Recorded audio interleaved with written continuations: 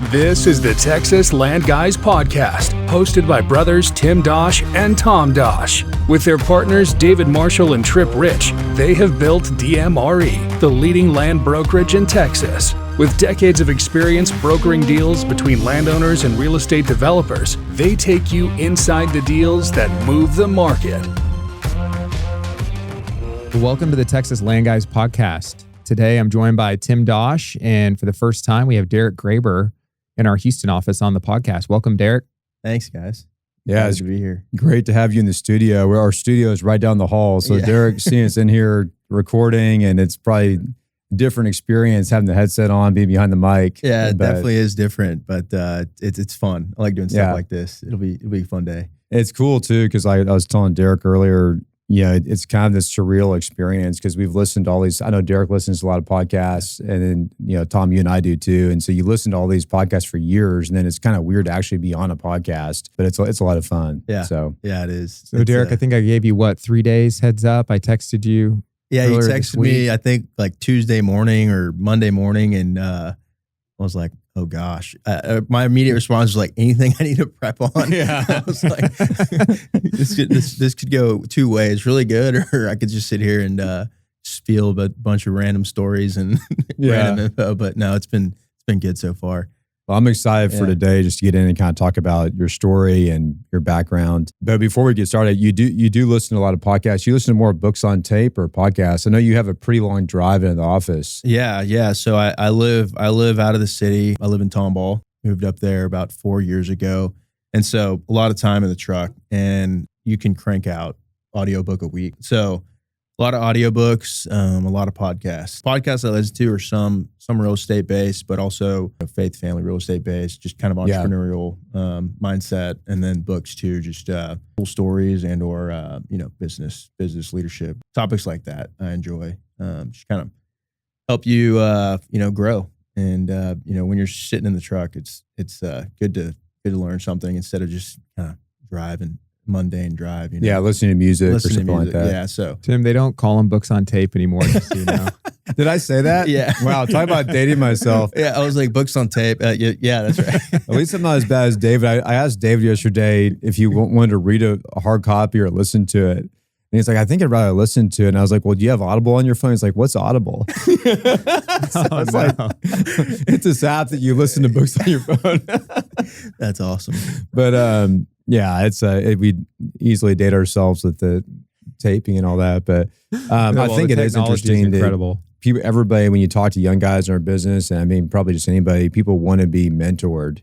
And it's great to have, mentors, that that are, physical people that you meet with in person or whatever. But the ability that we have now with information, whether it's listening to a book on tape or Audible, or it's, it's listening to a podcast and all these different viewpoints and different topics, and just the amount of knowledge you can get. I've learned so much. This benefited my life so much. Yeah, and, likewise, health, personal, spiritual, like you said, mindset, business. I mean, it's just even some of the books that Tom and I have been reading over the summer that have had a really big impact and just helped me think through and process things that we deal with in our business.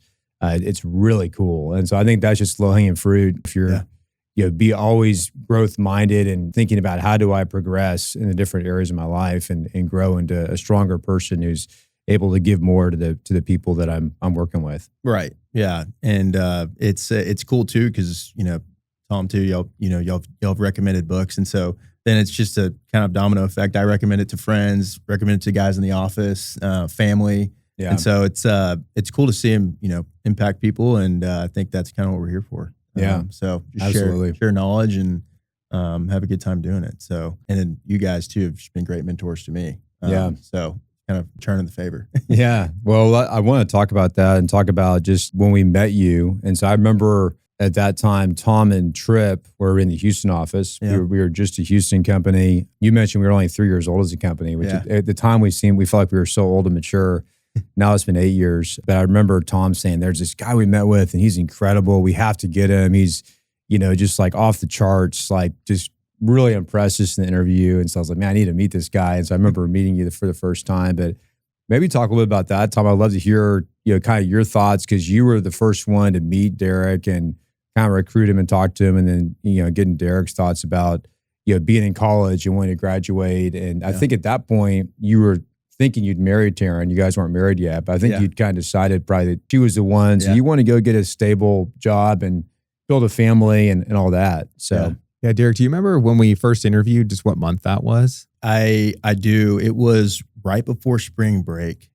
Okay. It was. Okay, that's what I was thinking. I think it was very early March or late February. Before everything kind of, took a turn. So COVID really hit the middle of March because it hit right before spring break. That's when everybody freaked out and everything changed. Exactly. Yeah, the timing was really interesting. I think that's what I remember was we met and it was a really good meeting, and you were recommended by a good friend of ours. Yeah. It was, I think it was Ryan Fuseli. Yeah, Ryan Fuseli. Yeah. That's right. Yeah, it was Ryan. Who's a good friend and somebody that Tim's known for probably 20 years, and we have a lot of respect for. Just really credible guy. And so he, I think it was, something to the effect of like, he knew you or knew your family and they weren't really hiring, but we should meet with you because he thought that you could be, a good fit or someone worth meeting with. And being an Aggie, that helped. And so get me in the door. That's right. Got you in the door. So we met, and I think we were just really impressed with, we interview a lot of guys and girls that are graduating, coming out of college. And a lot of those interviews, and you know this too now, because you're interviewing a lot on our behalf now. A lot of those interviews, there's just a lot of entitlement that comes through, and there's a lot of sometimes it's just kind of arrogance too. Yeah. And now that we've been doing this for a while, you understand a lot of that is just being young, but we really value our core values of hungry and humble and smart. And you really displayed that like right off the bat. The hunger came through. I remember I was really impressed because you told us like the first person in your family to graduate college, or that was going to graduate college because you were about to do it. And that was really impressive. And you had a lot of very like more blue collar, like very physical jobs that you had done. That's always really impressive. And we're asking questions in interviews.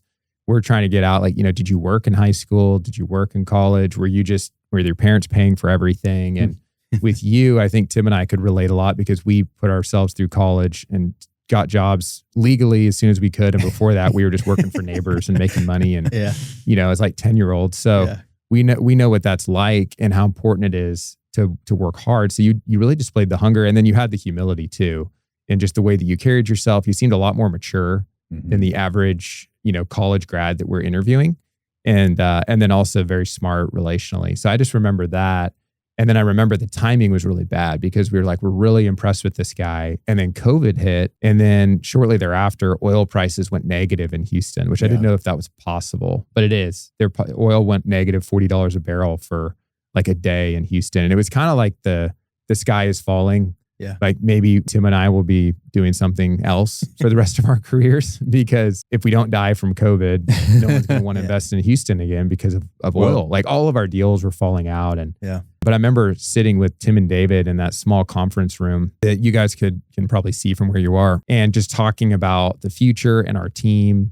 And it was around that time that I decided to move to Dallas and trip to Austin, but talking about like, who do we have on the team? What are we trying to build for? And we were circling your name as like, we really want to find a place for this guy. And so I just remember that was a really hard time in the market. It was a hard time for us. We were really challenged as leaders, and we spent a lot of time praying, and we talked to some mentors that we really have learned a lot from, Brad Friels and Jason Baker. And I'm sure you remember that, Tim, like, doing calls when none of us could be in the office together because of COVID with those guys, and just getting a lot of wisdom. It was the most difficult period of time we've ever had in the business. I mean, there's been, worse markets in terms of like the market was down for a longer period of time, but just how severe that was in the short term and how little visibility we had in the future, and just talking to people who are like, man, you just need to like lay everybody off. And, I think at that time we had $80,000 a month in expenses that we were all paying for. And then all of our deals fell out or froze. And so it was a very scary time. And I feel really good about the way we navigated it. And I think one of the big things was taking the risk of going and hiring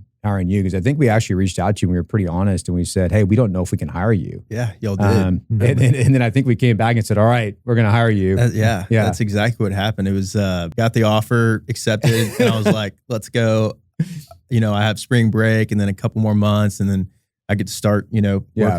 working in the industry. And then it was like spring break and I got an email from Tom. I still have the email because it was just kind of crazy, like funny looking back at, just like, we want to make the right decision, but right now we can't bring you on. There's just been massive shifts in the market. And I just remember thinking, okay, I wasn't upset, but I was just like, all right, there's a reason why they're doing this. I don't understand yet, but one day I probably will.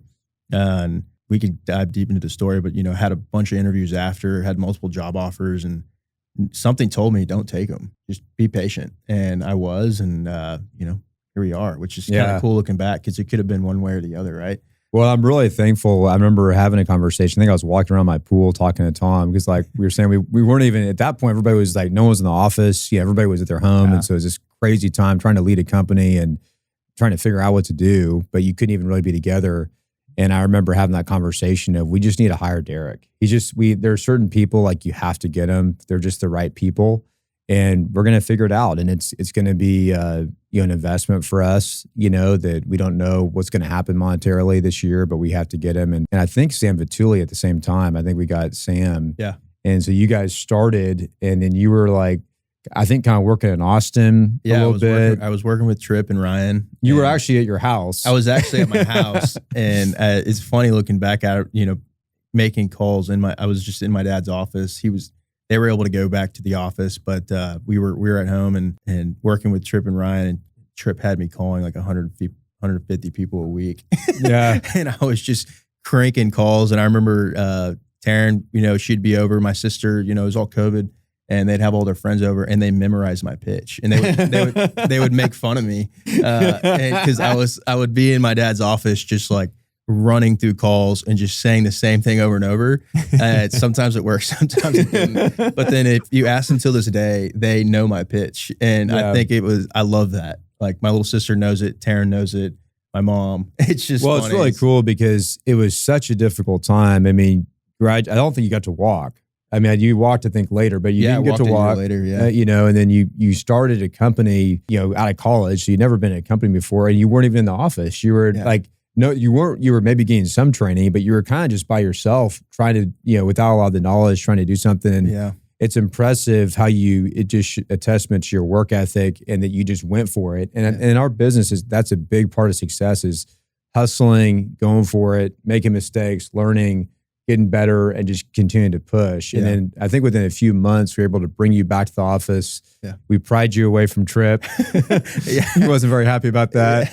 But we got you and Sam back. And then, that was great. And then that year ended up being a lot better than we thought. We actually were able to get deals done that year. And the market actually came back and got very frothy in Austin and Dallas, and Houston was still decent, once we got through that first couple months, and very thankful that we hired you. But maybe just mention kind of, being a college student and your first impressions of DMRE and maybe other interviews you were doing, just what you were thinking and feeling at that point. Yeah, no, great question. So I'll start. I have Taryn and I's officiant, great mentor of mine in California. He was at Colliers in the mall boom. And then he started his own gig and very successful, faith-driven. He's now a men's pastor, and he's I think mid 70s, and he was actually in the Navy with my grandpa. Oh wow, in Kingsville, Texas. And so I was able to meet him, and not by coincidence. And he mentored me, shared the industry, and he was a big help during the process. Just like I would take the companies and who I was talking to and show them, and he would look at them and talk to people he knew in Houston.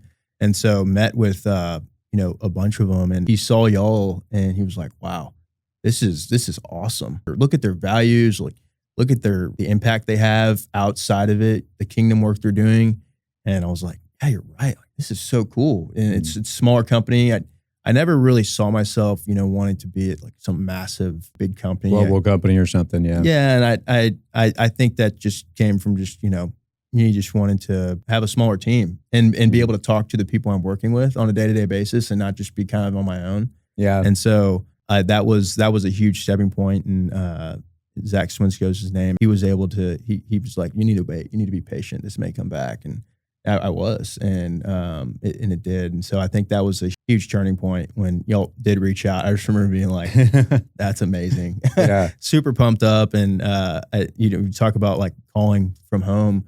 y'all had no idea to measure if I was working or not. And so I was doing everything I could to keep the job. So I was like, I thought I wasn't going to have it. And then y'all gave it back.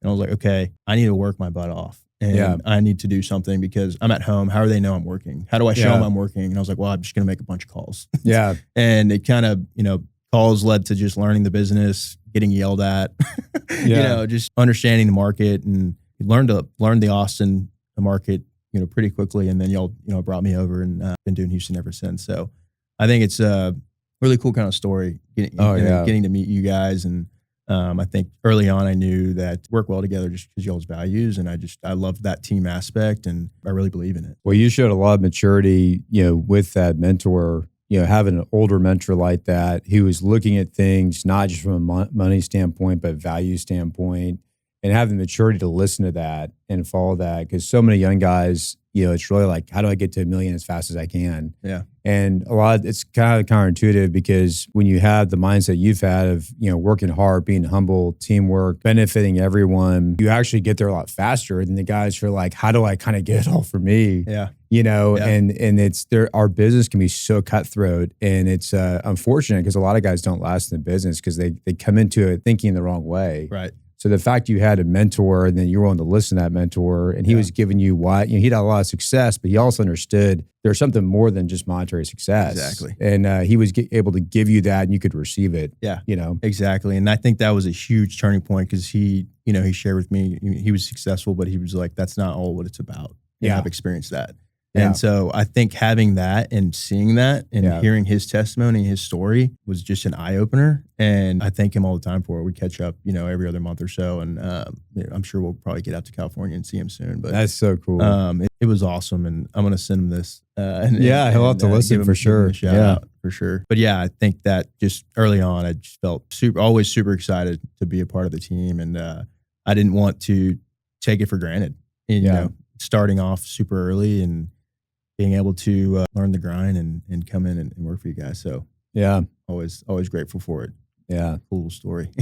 Derek, do you remember what it was like going from kind of working to keep your job to when the market really started to turn and you started to feel more and more comfortable? Because that happened really quick. I mean, the conversations in the spring of 2020 and COVID, and then I moved with my family in January of 2021 to Dallas, took John with me. We started hiring guys in Dallas. Tripp and Ryan both moved to Austin, which meant that the Houston office really shrunk down quite a bit, just because we sent so many people away to start these new offices. And so we then had to, hire or grow the younger guys in the company. And so what was that like for you to see us leave to go plant these new flags and then realize like they're not going to be working on Houston deals anymore? And this creates a lot of opportunity back in Houston. Yeah, it's funny looking back at, earlier this week when we talked about was going to join the show, just led to a lot of reflection and like a lot of memories coming up. Like we're starting, getting a bunch of calls, and then Houston, and then boom, market got hot. And it was just like drinking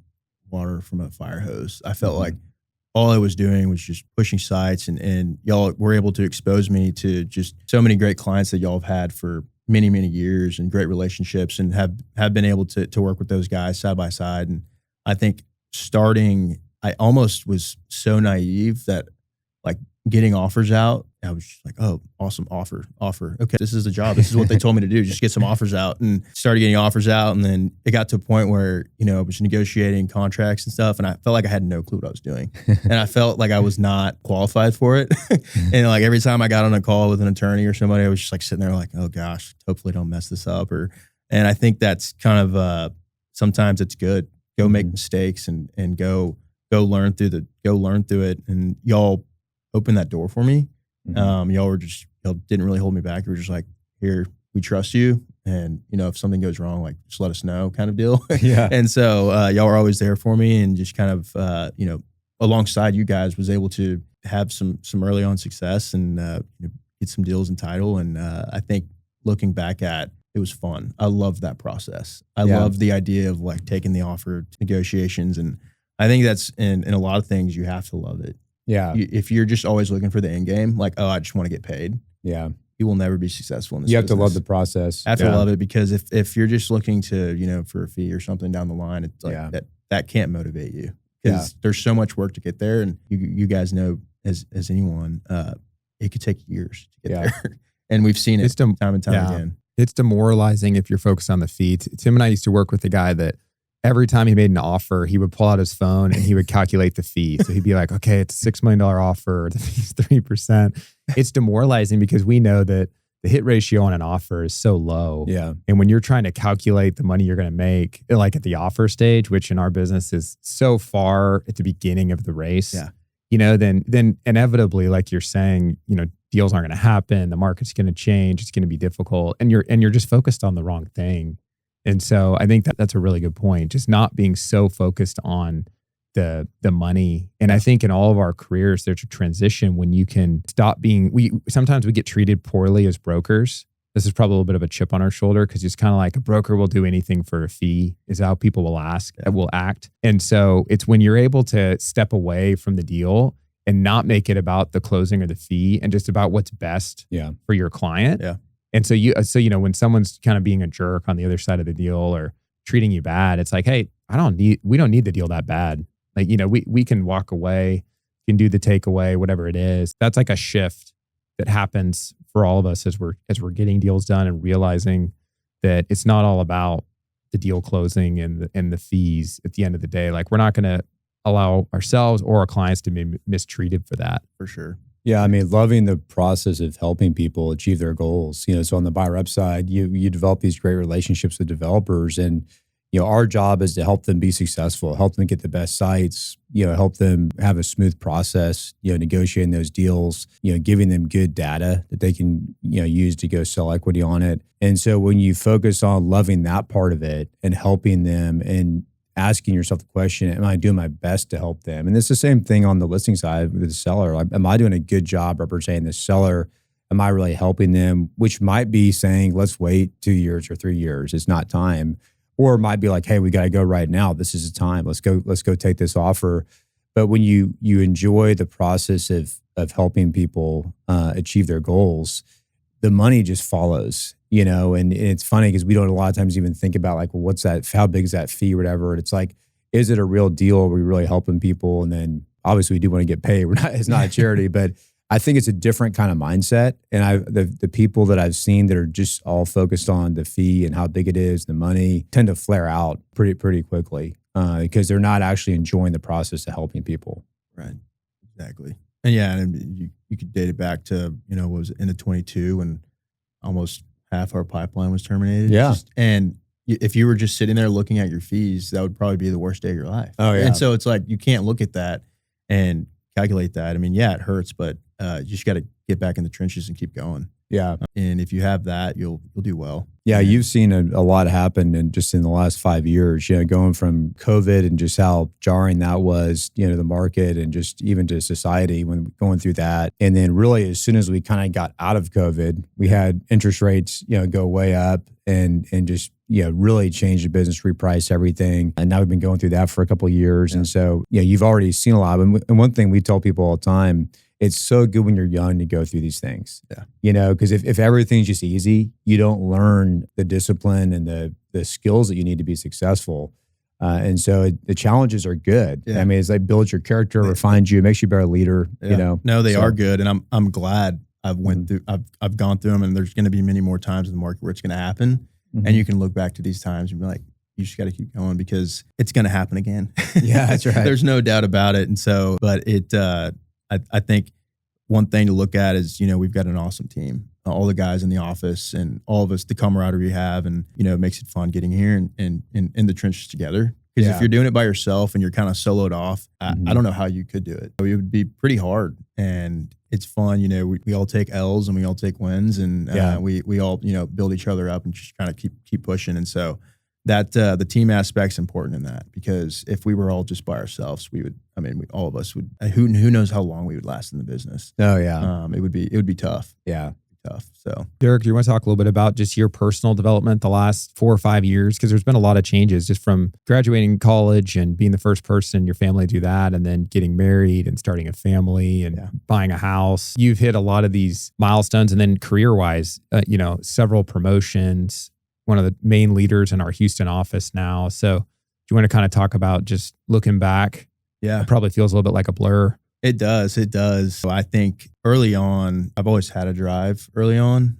Finding the right industry to where to put that was important. And so I think Taryn and I, well, back to it, first generation Aggie. So now hopefully all generations go to A&M. We're gonna try. But first generation Aggie, met my wife Taryn. We've been married we just had our 4-year anniversary in July, and we had our son last year.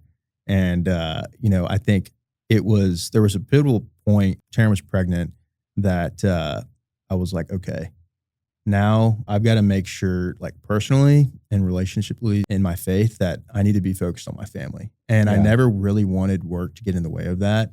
And I had to start out with that, being my main priority. And it's been a huge shift, because early on, I think I would probably put work ahead of it, because I was just like so focused on deals, which is good. But at the same time, when you have a marriage and kids, and they need you, they should be your first priority. And so I think a big transition point was starting the master's program. I know both of y'all have gone through that, and that was a huge shifting point, because it helped me realize that the more time you focus just on eternal things and your faith and your family, there's just gap of margin that opens up, and your production 10x's. And so it was crazy. I spent less time worrying and focusing about work, and more time on my family and my relationship with God. And it was a huge shift. And so I encourage anyone that might be focused on just work and the grind, take a step back, reevaluate, and pray, and spend some time in the Word, and find some clarity, and a lot of things can open up. And that's testament to that. So, no, absolutely. I think that was a huge shift, and I think looking back on it, you can't help but smile. And it was a fun ride, and learning just how to shift with the market, and then learning to be a father, and learning to be just a good husband, leader of your family. That's really what I wanted to be good at. I don't think I would have been fulfilled if I was successful at work, but was I there, or spending time and focused, and intentional and present, I think was probably the right word. So that's been my big focus the last year and a half. Now that I've got a young son, Colson, and we're just we're loving every minute of it.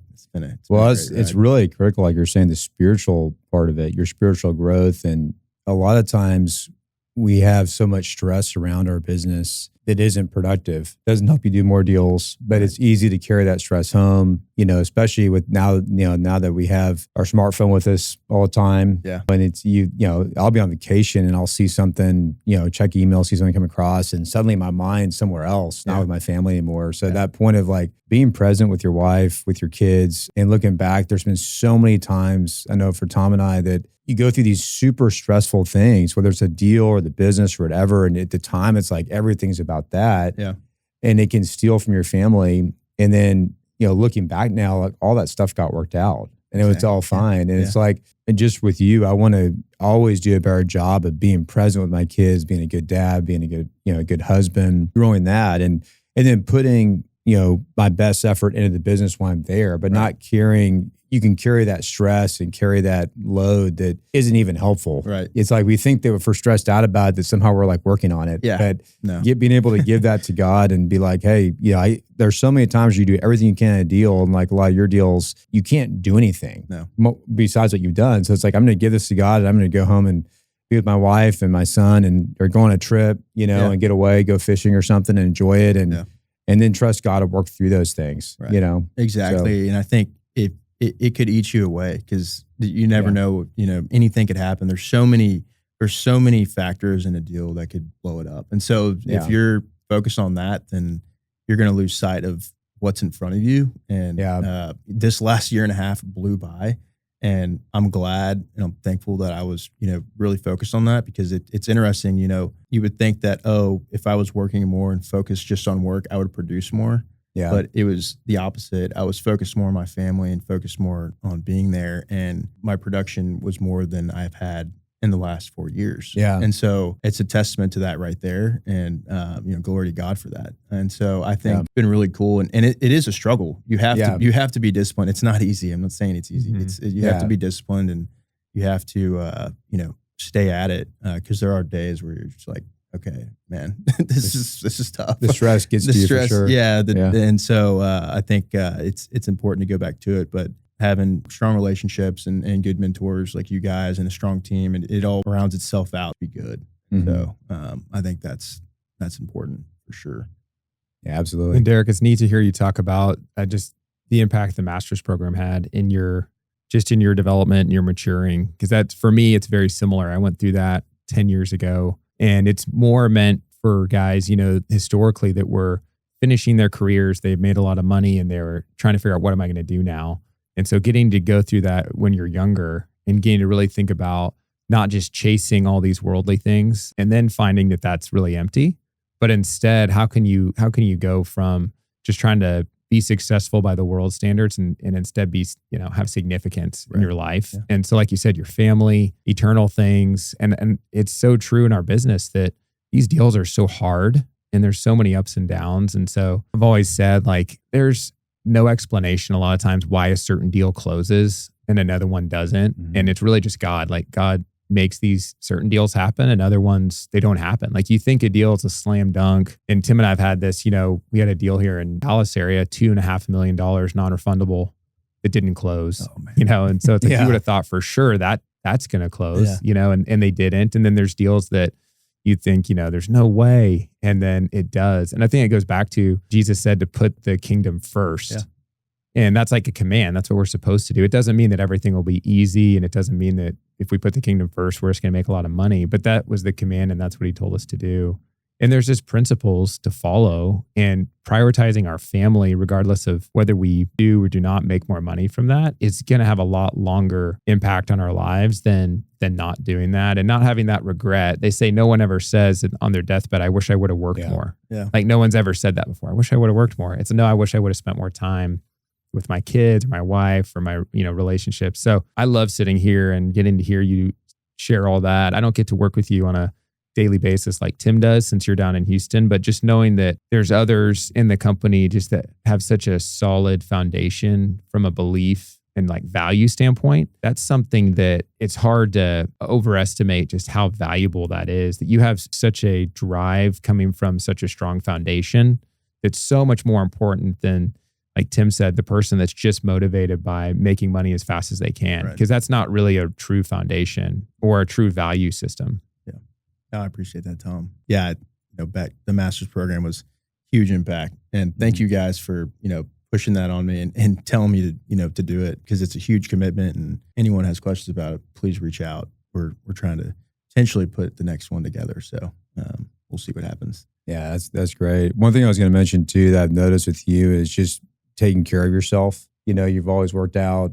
Before we were talking about preparing for a half marathon, but you've even shared just being careful, how much you drink, and just, working out. I mean, I think that a lot of times, especially when you're young, when I was young, my health wasn't top priority, and I just could go perform, and I didn't realize I was stealing from my future, by doing some of the stuff I was doing. So maybe talk a little bit about that, just kind of your focus on being healthy and being prepared. Yeah, I think probably three years ago, really started changing that and really focused on, working out and running, or just being active, find some sort of activity to do, because I think I've always just been super antsy, and I needed to put some energy somewhere before getting to the office. Yeah. And so but I realized it actually did the opposite. It just made me have more energy.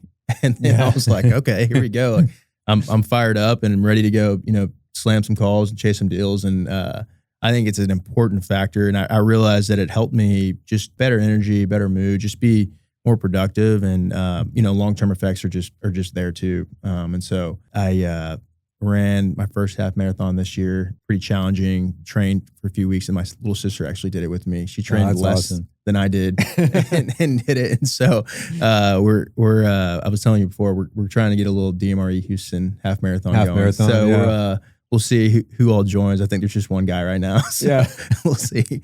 But no, it's important, and I enjoy it. It's just something to do on the side too, and you kind of challenge yourself. I think that's what I wanted to do. And Tom, you run a ton too, and so I noticed that you were doing these super long runs. I was like, okay, I can run a half. Like I can do that. So it was cool to see other people doing it. You don't really realize it until you start talking and how involved people are in some of these things. So, well, our business is a marathon, and life's a marathon, and having these healthy habits, working out, the best way to deal with stress is working out, getting good sleep. And so starting to implement these things in your life, even if it's just a little bit at a time, whether it's working out or it's watching, what you eat, what you drink, and having some moderation there, there's so much benefit to that versus what a lot of people are doing, just whatever feels good and, overdoing it in different areas. And then you pay the consequence for that. Yeah. And, you can get away with it a lot of times in your 20s. Yeah. And then you start to catches up to with you in your 30s and really in your 40s. So